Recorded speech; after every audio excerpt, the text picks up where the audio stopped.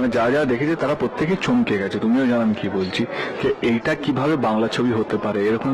এবার প্রকাশে এলো ঢাকাই সিনেমার মেগাস্টার শাকিব খানের নতুন সিনেমা প্রিন্সের সেকেন্ড লুকটি প্রকাশ হবার পর থেকে পুরো সোশ্যাল মিডিয়ার মধ্যে এক আগুনের জ্বর বয়ে বেড়াচ্ছে। ছবিটিতে দেখা যাচ্ছে শাকিব খানকে একেবারে ভিন্ন রূপে, গায়ে টেটু, রাফ এন্ড হাফ লুক, চোখে মুখে ভয়ঙ্কর এক্সপ্রেশন আর ধূমপান করার কিলার স্টাইল। আর এই লুক দেখে অবাক হয়ে গেছেন উপার বাংলার জনপ্রিয় সুপারস্টার দেব। তিনি বলতেছেন, সত্যি বলতে শাকিব খান এতটা ভয়ঙ্কর লুক নিতে পারে সেটা কল্পনাও করতে পারিনি। এই লুকটা আমার অত্যন্ত ভালো লেগেছে। নিজের চরিত্রের জন্য একজন অভিনেতা এতটা পরিবর্তন আনতে পারে সেটা শাকিব খান দেখিয়ে দিয়েছে। এখন ভক্তরা বলছে এই লুকই প্রমাণ করছে শাকিব খানের প্রিন্স সিনেমা হতে যাচ্ছে একটা জমজমাট সিনেমা।